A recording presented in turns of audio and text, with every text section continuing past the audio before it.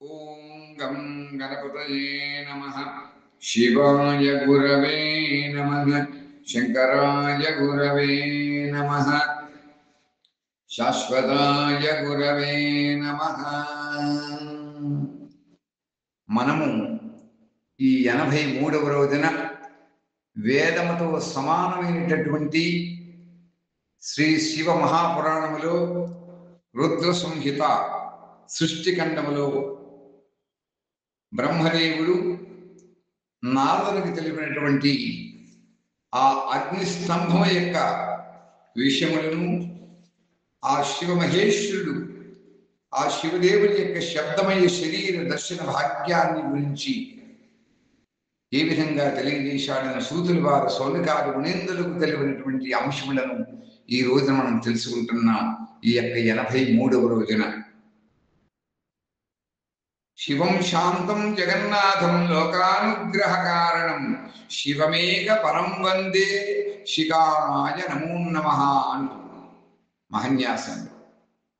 అకార ఉకార మకారమైనటువంటి ఆ ఓంకారం యొక్క వాచక శబ్దమయ స్వరూపుడు, ప్రణవం యొక్క స్వరూపుడు, ఏకాక్షర ప్రణవము అనేటువంటి వాచకం యొక్క శబ్దం యొక్క స్వరూపుడైనటువంటి ఆ దేవదేవుడి గురించి ఈ రోజున బ్రహ్మదేవుడు నారదంతో తదుపరి అంశాన్ని ఏ విధంగా తెలిపాడో ఈ విధంగా మనం ఆ శివ మహాదేవుని యొక్క పరమ కరుణ, పరమ దయ, వాత్సల్యముల చేత మనందరం కూడా తెలుసుకుంటున్నందుకు ఎంతో పుణ్యవంతులం, భాగ్యవంతులం అని మనం భావించాలి. అలా సువర్ణమైనటువంటి అండరూపం అని తెలుపుటకు యోగ్యంగా ఉంటుంది. అట్లాంటి ఇంకా విశేష లక్షణం కూడా అందుకు కనిపించటం లేదు. ఆ దివ్యమైనటువంటి అండం ఉంది, అనేక సంవత్సరముల వరకు కూడా జలమనందే ఉన్నది. అలా పిదప 1000 సంవత్సరం తర్వాత ఆ అండము 2 ముక్కలుగా విభజించబడింది.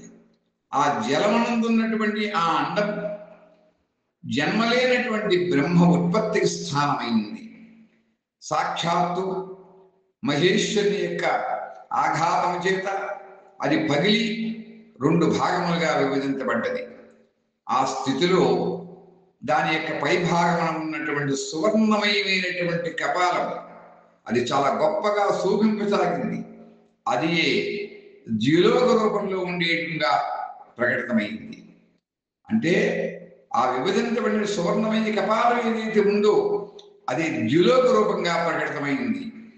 అలా ద్యులోక రూపంలో ఉండేటువంటి క్రింది భాగముగా ఉన్నటువంటి కపాలం పంచలక్షణములతో కూడుకుని ఉన్నటువంటి పృథివీతత్వంగా మారింది, అది భూమిగా మారింది. ఆ అండము నుండి చతుర్ముఖ బ్రహ్మ ఉత్పన్నుడయ్యాడు. ఆయన కా అనేటువంటి సంజ్ఞ కలిగిన వాడు. ఆయన సమస్త లోకములకు కూడా స్రష్ట, సృష్టించేవాడు కాబట్టి స్రష్ట. ఈ విధంగా భగవంతుడైనటువంటి మహేశ్వరుడే ఆ ఊ అకార ఉకార మకార అనేటువంటి ఈ త్రివిధ రూపములలో వర్ణింపబడ్డాడు. ఈ అభిప్రాయం చేత జ్యోతిర్లింగ స్వరూపుడు, జ్యోతిర్మయ స్వరూపుడైనటువంటి ఆ సదాశివుడు ఓం ఓం ఓం అనేటువంటి ఆ ప్రణవ ఏకాక్షర ప్రణవాన్ని చెప్పారు. అనేటువంటి మాటను యజుర్వేదం యొక్క శ్రేష్టమైనటువంటి మంత్రములన్నీ కూడా తెలుపుతున్నాయి, పేర్కొంటున్నాయి. ఆ యజుర్వేదంలో ఉండేటువంటి శ్రేష్టమైనటువంటి మంత్రముల యొక్క కథనం విని రుచులు సామమంత్రములు కూడా మాతో సాధారణంగా ఓ హరి, ఓ బ్రహ్మదేవ, ఇది సరి అయినదే అని చెప్పాయి. ఇట్లు దేవేశ్వరుడు అయినటువంటి శివుణ్ణి తెలుసుకోవడానికి శ్రీహరి యొక్క శక్తి సంభూతమైనటువంటి మంత్రముల ద్వారా ఉత్తమము, మహత్తరమైనటువంటి అభ్యుదయంతో సుశోభితుడైనటువంటి ఆ మహేశ్వర దేవుని యొక్క సంస్థితించాడు. ఈ మధ్యలోనే నా వెంట ఉన్నటువంటి విశ్వ పరిపాలకుడు, విశ్వస్థితికారకుడు, సర్వవ్యాపకుడు, వ్యాపకుడైనటువంటి విశ్వంలో వ్యాపించి ఉన్నటువంటి ఆ విష్ణు భగవానుడు ఇంకొక ఆశ్చర్యకరమైనటువంటి సుందర రూపాన్ని చూచాడు. ఆ రూపము 5 ముఖంబులతో 10 భుజంబులతో విరసిల్లుతూ ఉన్నది. దాని కాంతి ఏ విధంగా ఉందంటే కర్పూరం వలె గౌరవర్ణాన్ని కలిగి ఉంది. అది నానా విధములైనటువంటి శోభలతోటి దేదీప్యమానంగా రకరకములైనటువంటి ఆభూషణముల చేత విభూషితమై ఉన్నది. అట్టి పరమ ఉదారము, గొప్ప పరాక్రమము, మహాపురుష లక్షణ సంపన్నమైనటువంటి అత్యంత ఉత్కృష్ట రూపంలో దర్శించిన నేను శ్రీహరి కూడా మిగిలిన కృతార్థతలమయ్యాము, ఆనందాన్ని పొందాము అని బ్రహ్మ చెబుతున్నాడు నాథమునితో. అటువంటి పరాక్రమమైనటువంటి మహాపురుష లక్షణ సంపన్నమైనటువంటి పరమోత్కృష్ట రూపమైనటువంటి ఆ లింగ రూపాన్ని మేము దర్శించి మేము ఆ శ్రీహరి, ఆ విష్ణుమూర్తి మిగిలిన కృతార్థమయ్యామయ్యా అని చెబుతున్నాడు.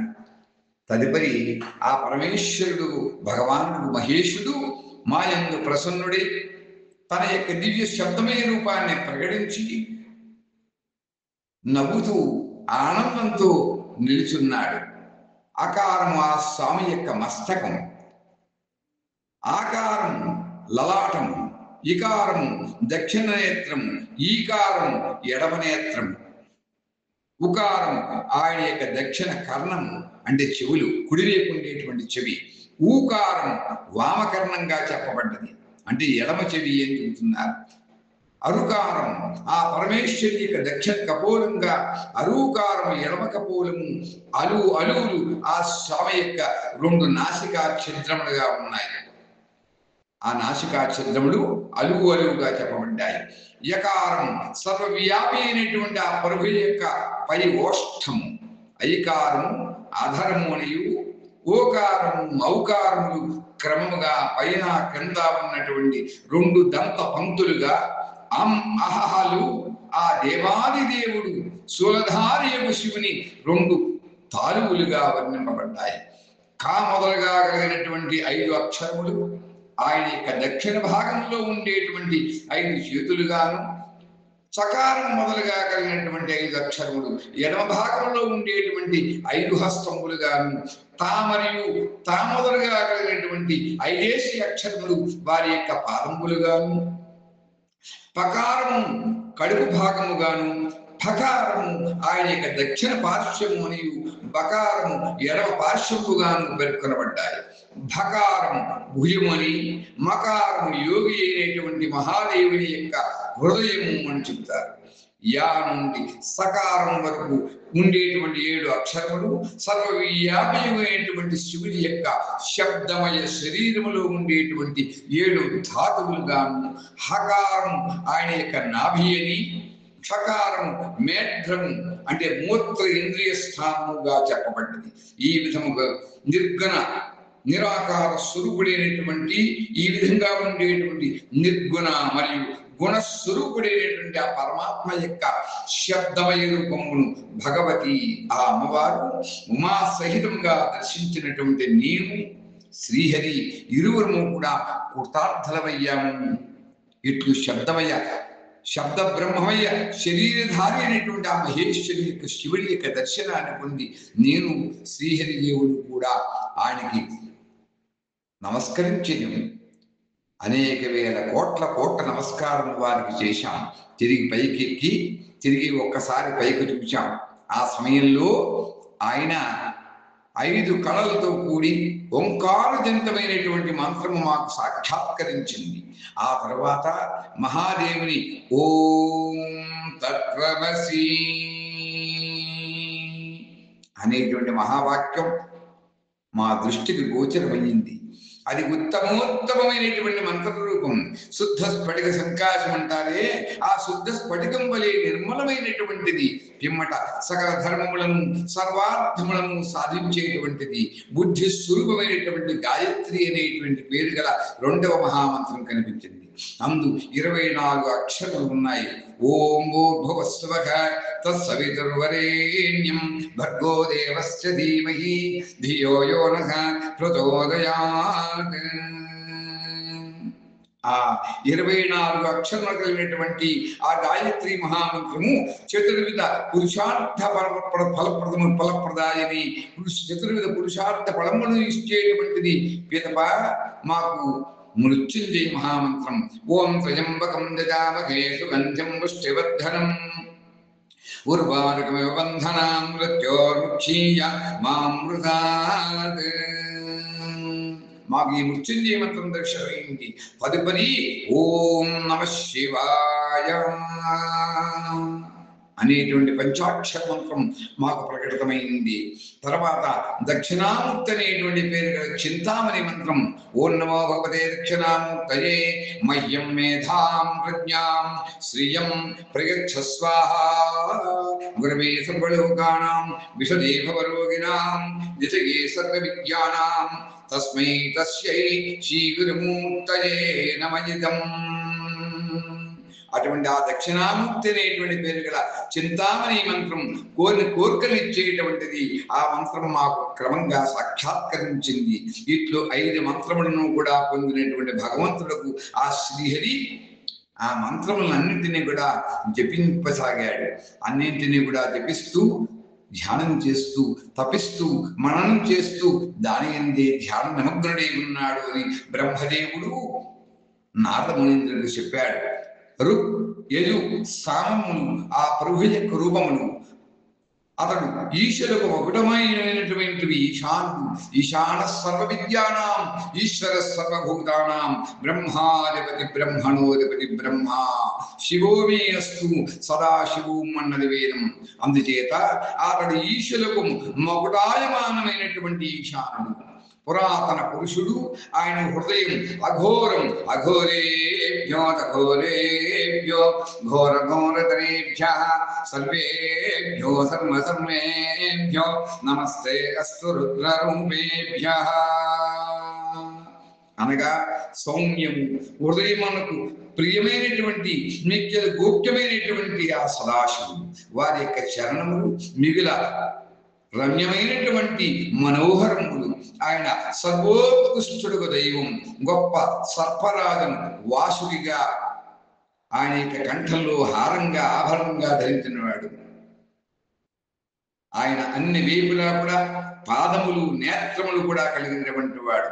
బ్రహ్మనైనటువంటి నాకు అధిపతి అయినటువంటి వాడు, కళ్యాణప్రదుడు, మంగళప్రదుడు, సృష్టి స్థితి సంహారమును చేసేటువంటి వాడు, వరదాయకుడు అయినటువంటి ఆ సాంబశివుని నేను ఆ విష్ణుదేవుడును ప్రతి వచనం పడుతూ సంతుష్టాంతరంగులమై స్తుతించామని చెప్పి బ్రహ్మదేవుడు నారద మహామునికి తెలియజేశాడని సూతుల వారు సౌనకాదు శిష్యులందరికీ కూడా తెలిపినట్లుగా వేదముతో సమానమైనటువంటి వేద ప్రామాణికమైనటువంటి ఈ శివ మహాపురాణంలో రుద్ర సంహిత అనేటువంటి సంహితలు సృష్టిఖండములో తెలుపబడిందని తెలియజేస్తూ ఈ రోజున మనం తెలియజేసుకుంటున్నాం, స్వస్తి చెప్పుకుంటున్నాం. స్వస్తి ప్రజాభ్య పరిపాలయంతాం న్యాయేన మార్గేణ మహిం మహీషాః గోబ్రాహ్మణేభ్యః శుభమస్తు నిత్యం లోకాః సమస్తాః సుఖినో భవంతు. ఓం స్వస్తి ఓం స్వస్తి ఓం స్వస్తి.